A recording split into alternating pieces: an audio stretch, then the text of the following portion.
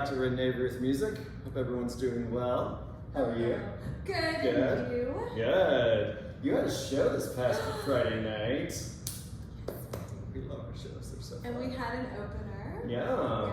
It Dreamcatcher was here. Dreamcatcher, yeah. And I didn't get to see it because we are so professional that I don't take the stage till after the opener's done. That was so good. It was a great show. It was fun. Yeah. And it was a cool new group of people that hadn't been in yet. So like if you don't know, like once a month we do these like speakeasy type shows in the back of my office. And it's not like, knock knock, tell me your secret code, but it's like, there's only 20, 25 seats. Yeah. So it's really intimate and it's very cool, and so we look forward to those shows. It was fun. Next is on my birthday. That's right. August show. So we're doing 12th or the 19th? No, Matthew can't, so keyboard player can't make it. So it's going to be, because it's my birthday, it'll be a little less formal. Right. It'll be more like, it's my birthday! That's and right. then I'm going to sing for you! And then, and let's let the night happen how it happens. No, it's amazing. I love it. Well, good. It's going to be exciting. And the one we just had was actually the first time we actually did tickets. It was like VIP. And there were like 19 people that got a ticket. Yeah, they were still free. So it was still free, but it was cool to see the reservations come in and kind of know who was actually going to be showing up. And when they came in, could give their name. Yeah, actually, there's people that came that I don't know who they are. Right. Yeah, it was a really cool group. And they just saw the event and decided that's something, eh? Like you see an event, you're like, this random weird event. I think I'll go. Right. Well, and I think because usually music's at a restaurant or it's like something that's like very expected, and you're like, oh, I'll go there, have dinner and do that. But this is like, there's no food. Yeah. I do give you wine, so that might be a draw. But you're showing up at a real estate office to listen to music. Very random, and then someone's like scrolling through your Eventbrite, going, that sounds like it could be interesting. I'll go. And they showed up. And then show up. So I was like, awesome, I love it. Well, good. The next one, August, on your birthday, is going to be so fun. August, so, love it. All right, so last week, as I was just mentioning, we ended our podcast talking briefly about how many people are involved in the writing process. Oh, yes. So we were both baffled at the fact that Variety.com told us that the average is 5 people writing a hit song. So did Variety give an example of what kind of hit that's song? what we're going to do. Oh, I'm sorry. I don't see these questions, so. Well, and it was. I just kind of he guides the. Sometimes he's like and in that. And we just gonna go. Yeah. And a mere 13 of the 283 songs that topped the charts that they were referring to were credited with only having one writer. All right, so it's going to get crazier because let me explain what this covers. I didn't follow that. Say that again. So when they came up with the list, with that list, 13 of the 283 songs that were hit songs only had one credited writer. Just one person taking credit. Correct. So whereas they were saying that the average is 5. Okay. So the who identified that they're hit? I mean, like if they top charted, yes, okay. Charted the top. So, okay. So based off that article, the analysis focused on 3 primary aspects. So this is how we're going to decide who is a part of the writing process. Okay. All right. So the first is lyrical themes and moods. So the narrative and feelings conveyed by the lyrics, measured on a scale of 0 being low association to 5 being strong association. Okay. So that's the first one. Second one is lyrical writing style, aesthetic preferences in lyric writing, including literary and linguistic devices such as repetition, rhyming, and alliteration schemes, verbiage selection, all of that. It's actually like skilled creative writing. Yeah. And the third is musical composition analysis. So the song's compositional features including harmony, keys, chord progressions, cadence, melody, song structure, and arrangement. So like 2 of them were lyrically based, and then 1 was. So the fact that there were 13 that still credited it with 1 seems a little crazy, but the one person doing all of that. All of that.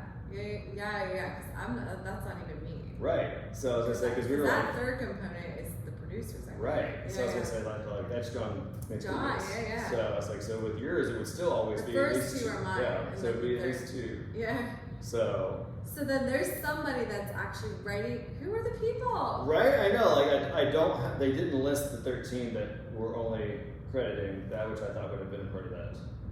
But, and that's not necessarily the singer, though. No. Okay. Yeah. So that's what I was saying. Like if there are like ghost writers, they could potentially have produced it as well. So they could have done the whole thing, which is I think is crazy. It also gets interesting because, you know, on the back end of things, right? Like if when you say credited, for my music, I'm credited on all those aspects. Yeah. But that's just because I paid John. Right. And he surrendered that credit because I paid him for a job. Correct. And now it's all mine, even though John did do that production. Well, and that's what they were talking about as far as the reason that so many people had to be credited was because of that structural breakdown of royalties and. Because they weren't paid off. They were literally contributing and they get a percentage of that. They wanted to get that, so they were credited. So like with John McLucas, when we decided to produce together, I said to him, like, do you want to do 50-50 of whatever happens to the music? But John's like, this is my livelihood. You know, you pay me so I can pay my bills, and then the song's yours. Right. So I would end up on that. I would end up on that 13, even though I didn't do number 3. Right. Okay. So does that make sense? Yeah, no, John, yeah, that totally makes sense. Because I paid John and John surrendered. John surrendered his credit to the song because I paid him. Right. So that's what they don't talk about as far as the breakdown. Like where that breakdown is. So who's getting what credit or who's Yeah. So all those 13 could have had more involved, but they just didn't get any of the credit. Yeah, winter. So that's interesting. So, but they did have a top 100 list of songwriters. Which means that they were writing songs either for themselves or also themselves and others. people. Yeah. So, and I found it interesting that Taylor Swift was actually ranked 7 on At the that bottom. list. Yeah. And she writes all of her stuff. Is that because she only writes for herself? But to her, well, I think it's twofold. I think it's because she only writes for herself, and also the fact that she's the youngest person on that list. Oh, so like, she hasn't had enough time to make it higher on that list. Okay, that's fair. But I mean, I do think she only writes for herself. Oh, I don't know if that contributes to it, because if you're only writing for yourself and not others, then maybe that's a lower grade on the song. It may be, yeah. So I was like, okay, well that's interesting. But at the top of that list was Bob Dylan. For real? Yeah, and is he still writing? I don't know if he's writing anymore, but a cool quote that he had about it said that the song is like a dream, and you try to make it come true. They're like strange countries that you have to enter. Strange countries. I was like, all right. So that's an interesting metaphor. Yeah. It's like a dream. So yeah, I guess it's just like I'm actually not that familiar with Bob. This is horrible. Don't judge me. I don't know that much of his music. I don't either. No. But apparently he wrote a lot of songs. Well, like we found out after Prince died that Right. he didn't just write these incredible songs he sang, but he was the ghost producer for some major like Sinead O'Connor, like some of these major artists. Huge artists. And some of their biggest songs were written by Prince. Yeah, no, that's true. So, Yeah. But then to round out the top 5 of that list was Paul McCartney, John Lennon, Chuck Berry, and Smokey Robinson. So. But look at 2 of the Beatles. Yeah, and they said that they actually co-wrote a lot of songs together, which I find very interesting because you have to think that you have a very particular style that you write. So being able to co-write with someone else, you're bringing in other perspectives, other life experience. I can't imagine. Like, now I want to go Google which ones they wrote together because I can't imagine. But then, like, I'm saying that, but then, like, John, like, it could be argued that we co-wrote some of that stuff. Right. Because, you know, he'd add these vocal licks or these vocal, you know, that I didn't put in there, and they were cool, you know, and it wasn't a battle. And he would, you know, I think in all the songs that we've done, John can correct me, but I think there's like 2 songs that he actually challenged lyrics. Okay. But 2 songs where there's like one line, he's like, you know, and I'm like, okay, let me think on it. But I'm the kind of person where it's like, I've got to let that marinate because I don't know where the words come from, but they come. And they're like, and it comes in such a way that I'm very protective of them, and I can't, like, I'm not that I'm adverse to feedback, but if I've put it out there, it's been very vetted by myself, and I think I'm incredibly critical of myself. Yeah. So for it to get that far, like, I'm letting someone else hear the word, like, I'm kind of like, this is the song, like, this is it, like, you know, we can talk about some modulations, but this is the song. This is it, like, these are the lyrics, this is it. So, you know, I know for Won't Back Down, and maybe, you know, at the end of this you can tag Won't Back Down in one, but I know Won't Back Down was actually a pure collaboration between John and I, because it was a brief that had come through and they wanted rock. Okay. And not that rock is outside my sphere, but like I tend to lean harder. Rock, so music's so fascinating to me because I think that music is, it's like, to me, I feel a little different than he does about like this dream, this ethereal. Like to me, writing music is like writing a college paper. Right. There's a mathematical way to get from start to finish that includes chord changes and like hooks and things that like people will connect to, like a hook. You can't just write any hook and everyone thinks it's amazing. Like, what makes a hook amazing? There's an answer to that question. Like, you know, what makes a song? There's answers to these questions. Right. Like, I actually believe there's a formula for top 40. I think that if you were to take, and this is probably the academic in me, but if you were to take like 5 of the top 40 songs and break them down, they're gonna have very similar chords. Like, there's just gonna be similarities about the way it was put together. They'll be completely different songs, but there is something about it that makes it top 40. And I set out when I started writing again to write with that in mind. Like, how do you write an anthem? That anthemic song, there's something about it. And I don't think that means if you're doing freeform or whatever, that's any less amazing. Like, I became kind of interested in the formula that gets it to be top, you know, like a hit. You know, why Mike Wachowski's always like another home run. You know, like then you have this song that like yes, like you feel like yes. So when Won't Back Down came across, the brief for that and Won't Back Down happened. When it came to writing rock, I was like, my brain wasn't. I tend to lean to singer-songwriter, pop, EDM, even. Right. Rock is kind of that guitar-y, edgy. So I said to John goes, can I send you like an idea, and you go from there? And I was like, we've never done that before. And I'm like, that might be the best approach. So he sent me. He concurred. I feel like it was like 15-second verse, 15-second. You know, here's what I'm thinking about the bridge.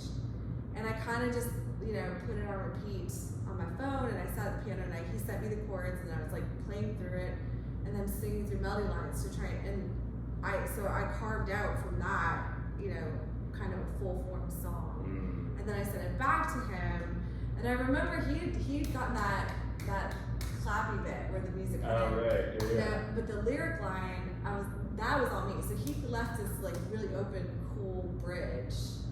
And then I took it to that, like, we got kind of loungy with it. And then, like, it was just actually, that was a collaboration that was really fun. And it worked out really well. No, it did. It's a fantastic song. Yeah. But then I've done collaborations in other scenes where I'm like, and if I feel like that about a song, because for me, like I said, because I have such an academic mind about the construction of a song, I don't usually receive well someone sending me all the music and being like, make this a hit. It's like, well, you already decided half of the hit with, you know, like you've already given, like, if I haven't got a hit background to work with, how do I, you know, so for him, when he sent me kind of the sketch of it, it left me still that room to kind of put my little formula together. And then he finished off, well, and truly, like, Fred and I were playing it last night at rehearsal. It starts off with that huge, like, almost like you could see, like, at a football stadium, you could see, like, a football team, like, coming out with, like, that huge sound, and then, like, the fireworks shoot off and they're running, like, like, you could just, like, it's just this, John's production was so, like, it was just, it was amazing. So if Chad can find a way to drop the links, so you can actually listen to what we're talking about. That'd be perfect. Yeah. We'll do that. So Dolly Parton came in at number 30 on that list. So she has. I think people would widely disagree with that. Yeah. I can think of a lot of people I know that I'm friends with would be like 30, like yeah, I know. Oh yeah, no, absolutely. She has 3,000 songs to her name. Yo! Yeah, including more than 20 number one country singles. How many songs did McCartney have? No, it's not. I mean, you're not making the top list based on songs. Volume? Yeah, you're just not based on the volume. Because that's what I thought at first. I was like, okay, well, how many did these other guys have? So I don't think it's that at all. So it's just apparently. I was about to say, I'm not going to be a volume person. No, because I also believe in quality over quantity. Right, absolutely. Because how many of you know all 3,000 of Dolly Parton songs? Right. Saying something. And that's the thing is that you probably wouldn't because so many of them she wrote for other people. Yeah. So, they said she has the most impressive songwriting career. So she's been writing songs. Most impressive, but she number 30. I know, right? Let's get your story straight. I know, seriously. But then a quote of hers that I feel like you actually would appreciate.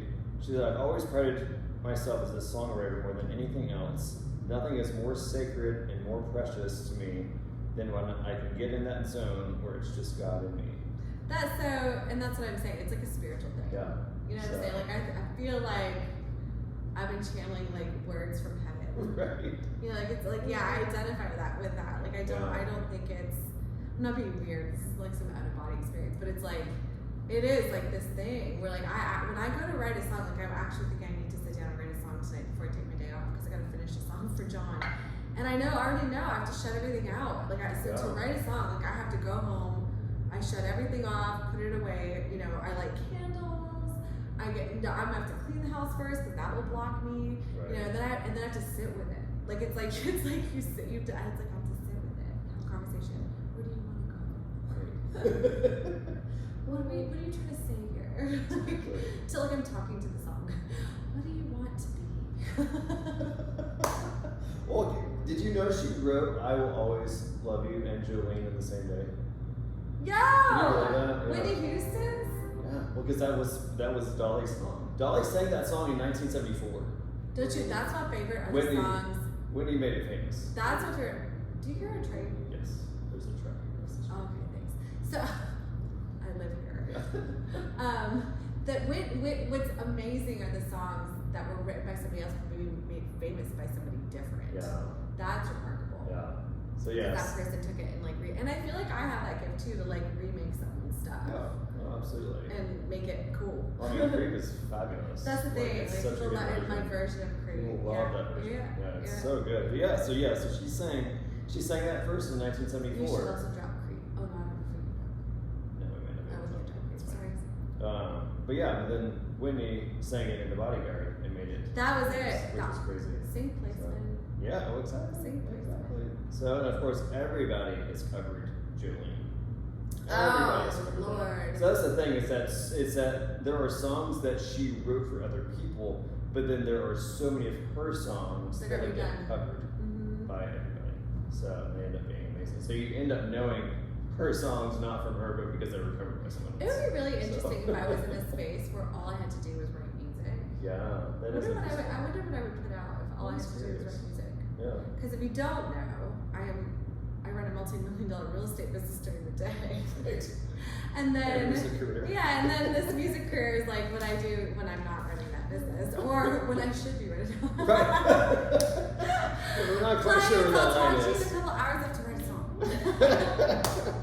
They can wait a few hours while I write a song. That's right, exactly. Well, that's where you step more into the mentoring role. You want a little bit more time.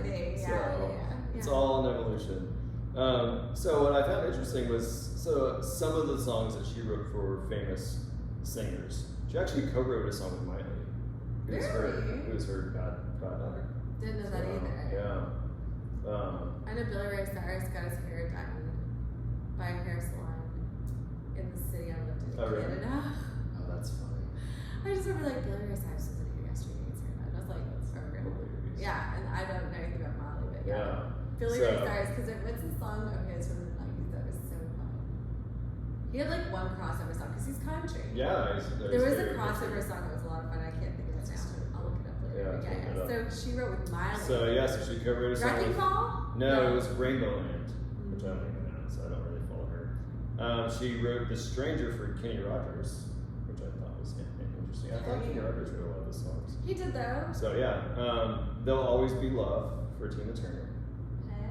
I'm in no condition for Hank Williams Jr. And then of course, I Will Always Love You, which was Dolly's song, but made famous by Whitney. How did that work? I wonder. What? So like. It was a funny story because I don't think there was from all the things that I've read about it and I've watched interviews and all sorts of things. I remember Dolly was in her car driving home when she heard it on the radio. And she's like, and she had to pull over. She's like, that's my song. But okay, so I know enough now about copyright and cover, which is why I don't think I can drop you Creed. Right. Like I know enough about that to know like you can cover these things. Yeah. You can even record these things, but you gotta pay royalties. Right. So how did that? That's what I'm wondering on the back end how that works. Like, did Whitney call Dolly, or did Whitney's people call Dolly's people and be like, "Hey, so she wants to cover this song. Like, can we pay you?" Right. Because then it's royalties in perpetuity. Like, I'm sure, unless they call Dolly and say, "Can we buy this song?" Like, how did that work?